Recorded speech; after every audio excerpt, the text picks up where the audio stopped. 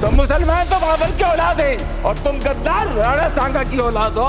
ये हिंदुस्तान में तय हो जाना चाहिए कि बाबर को लाया कौन। बाबर को इब्राहिम लोदी को हराने के लिए राणा सांगा लाया था।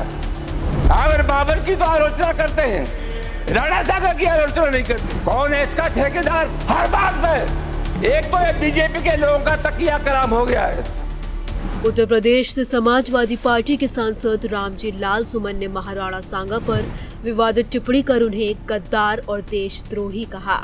उनके इस विवादित टिप्पणी के बाद बीजेपी और राजपूत समाज के लोगों में बेहद नाराजगी है। बीजेपी के कई नेताओं ने रामजी लाल सुमन की टिप्पणी की निंदा की है। अब इस विवाद में कवि कुमार विश्वास की एंट्री हो गई है। कुमार विश्वास ने कहा कि जुगनू की कुछ औलादों ने सूरज पर प्रश्न उठाए हैं। पूरा मामला क्या है, जानते हैं। दरअसल समाजवादी पार्टी के सांसद रामजी लाल सुमन ने हाल के दिनों में राज्यसभा में बाबर के मुद्दे का जिक्र किया। सपा सांसद ने कहा था कि बाबर ने राणा सांगा के निमंत्रण पर ही आक्रमण किया था। उन्होंने कहा कि इब्राहिम लोधी को हराने के लिए बाबर को बुलावा भेजा गया था। सपा सांसद ने महाराणा सांगा को गद्दार और देशद्रोही करार दे दिया। कि बाबर को लाया कौन? बाबर को इब्राहिम लोधी को हराने के लिए राणा सांगा लाया था। तो मुसलमान तो बाबर की औलाद है और तुम गद्दार राणा सांगा की औलाद हो। ये हिंदुस्तान में तय हो जाना चाहिए। अगर बाबर की तो आलोचना करते हैं, राणा सांगा की आलोचना नहीं करते। इसके बाद बीजेपी के नेताओं ने उनके बयान की कड़ी निंदा की। इस पूरे विवाद में कवि कुमार विश्वास भी कूद पड़े हैं। उन्होंने सोशल मीडिया प्लेटफॉर्म एक्स पर एक पोस्ट के माध्यम से कहा कि जुगनू की कुछ औलादों ने सूरज पर प्रश्न उठाए हैं। कुमार विश्वास ने सोशल मीडिया पर शब्दों के बाढ़ चलाते हुए कविता ही लिख डाली। विश्वास ने लिखा, महाराणा सांगा, जुगनू की कुछ औलादों ने सूरज पर प्रश्न उठाए हैं। शेरों की मादों के आगे कुछ ग्राम सिंह चिल्लाए हैं। मेवाड़ वंश कुल कीर्तिकोश जिनके होने से दीपित है। उन राणा सांगा के घावों पर कुछ भुनगे मंडराए हैं। उनसे कह दो अब देश शौर्य की मिट्टी खूब तानता है। उनसे कह दो ये देश महाराणा की ज्योति जानता है।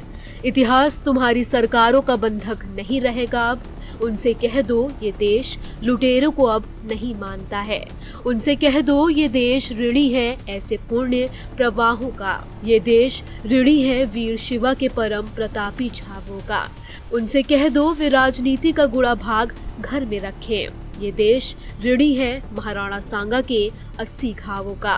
हालांकि सपा मुखिया अखिलेश यादव अपने सांसद के बचाव में नजर आए। अखिलेश यादव ने कहा कि अगर बीजेपी के नेता इतिहास के पन्ने को पलट सकते हैं तो रामजी लाल सुमन ने इतिहास के एक पन्ने का ही उल्लेख किया।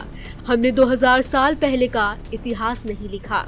तो अगर रामजी सुमन जी ने भी इतिहास का कोई पन्ना पलट दिया, जिस पन्ने में अगर इस तरह की भाव लिखा होगा, 200 साल पहले 100 साल पहले हम लोगों ने तो इतिहास लिखा नहीं। बीजेपी के पूर्व सांसद ब्रजभूषण शरण सिंह ने राणा सांगा विवाद पर कहा, ऐसा लगता है कि समाजवादी पार्टी के नेताओं के शरीर में दैत्य गुरु शुक्राचार्य की आत्मा बसी हुई है।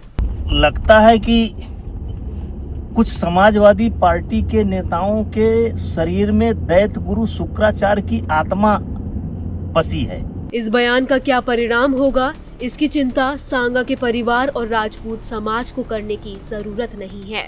इस बयान का क्या परिणाम होगा, इसकी चिंता सांगा के परिवार को या राजपूत समाज को करने की जरूरत नहीं है। शुक्राचार्य के बताए रास्ते पर चलने से रावण का अंत हुआ था।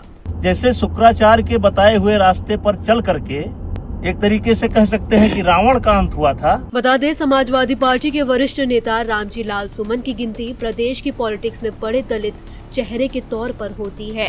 रामजी लाल सुमन समाजवादी पार्टी के काफी पुराने सिपाही माने जाते हैं।